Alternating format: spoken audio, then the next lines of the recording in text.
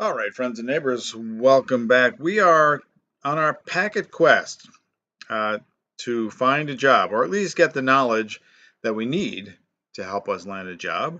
And this is the second video in this series. And in this one, we're going to talk a little bit about working with people and different levels of network engineer.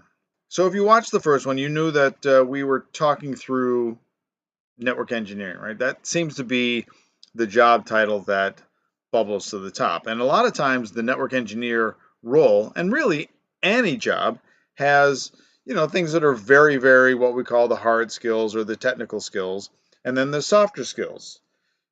And one of those softer skills is working with people.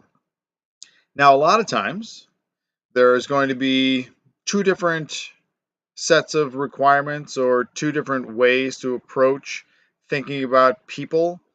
One is working on your own, and one is working with other people. Now, before we dive into that a little bit, remember that there are often different levels of network engineer, and each level comes with a different set of expectations or a different set of responsibilities. When you look at network engineering jobs, there are typically three levels. There are sometimes more, but the most common is the level 1, 2, and 3.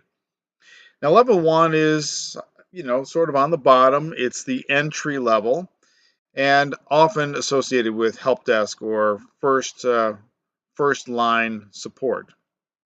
Now, this might be in person, it might be on the phone. If we're talking about network engineering roles, this is not the same as a help desk person, in the sense that a help desk person might have little or no understanding of actual network operation or application behavior or things like that. It's sort of a triage sort of thing, and they're given a list of troubleshooting steps often. But the level 1 network engineer is supposed to know, or theoretically know, a little bit more about network and systems. So it's hard to put a particular degree or level on it, but when I think about this and I look at the list of skills, we might be talking about somebody with a 2-year degree or with a collection of certifications or something like that. No experience. These are all places that might, or all situations that might wind you up in a level 1 sort of a network engineer. Now, level 2 is where, the job descriptions. So if you read job descriptions or if you take a look at the definitions on various sites, you'll find out that level 1 is, that triage place, the first contact sort of thing. Level 2, you're supposed to have an understanding or be able to run or be part of projects. You're supposed to have greater knowledge, certainly than level 1. It's escalation from level 1. A lot of times these folks have, they've been level 1 network engineers or they have greater experience, so they're hired into that. And then level 3 is, these are our top dogs. These are the folks that are concerned primarily with infrastructure and running the network or running the systems, running the teams, responsible for external connectivity, all of those kinds of things. So there's sort of your structure, and you can sort of imagine that as you move up, right, through this set of ranks, the nature of the work and the types of projects that you're going to be part of changes. And so your interfacing with people is going to also change. Now, as you go up, obviously, we have differences in accountability and responsibility. The more time you spend on your own, the greater accountability and greater responsibility you're going to have for what's going on. There are fewer and fewer people that you can look to for guidance. You're supposed to be the one with the plan. Now, when you're looking for a job, there are some keywords and tricky phrases that come out. Sometimes the job description itself will say, can you work well with others? And certainly if you're that level 1 engineer, you're going to be interfacing with people all the time. And so your ability to work through issues, to deal with folks, is going to be more important, maybe. That's going to be, especially if you're the public face of one of these jobs or one of these positions. Now, working with people is a pain. There's no doubt about it. I've got students that say, I never want to work in a group project again. And there are students that want to hide in group projects because they feel more comfortable getting things done in a group. But no matter how you feel about it, you have to work with people. You have to be around them. And I will admit, there are people that I don't want to work with, and there are people that don't want to work with me, but you have to find a way through it.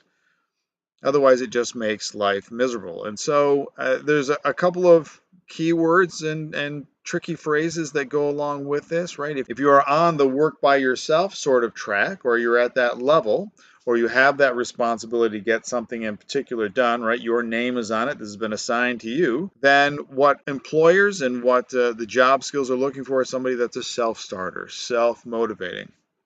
Now, if you're looking to move up, maybe a question you should ask yourself is, am I a self-starter? Am I self-motivated?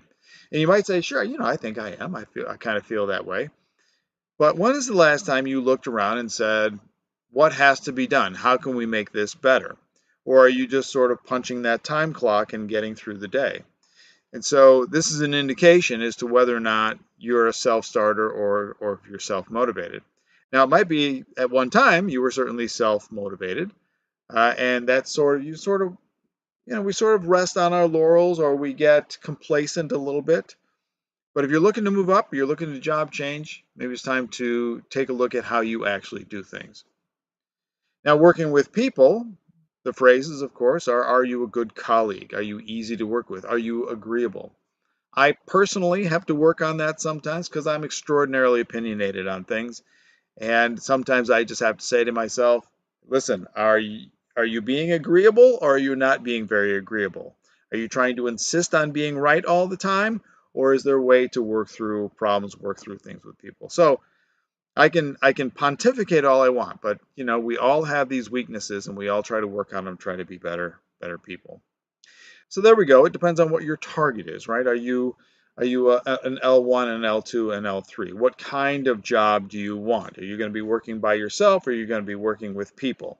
If you're working with people, can you get along? Are you easy to work with? Are you agreeable? If you're working by yourself, can you be the one that's a hard charger? Can you find answers? Can you come up with the pathway forward? So that's a little bit about what I wanted to talk about today. So this has been Packet Quest number 2, Let's Get That Job. So the takeaways from today are that we have different levels of network engineer out there, and depending on your level, depending on your responsibility, you'll be working more by yourself or more with other people. And so the questions that we come up with are, do you play nice with others, or can you be trusted to get the job done on your own? Your evaluation of those things, and maybe even what you write in your resume, are a reflection of those. Well, let me know if you thought this was helpful, and add your thoughts to the video. Put those comments in there. Help each other out. Let's move on together. And no matter what level of a network engineer, no matter what kind of project you're working on, may those packets always reach their destinations.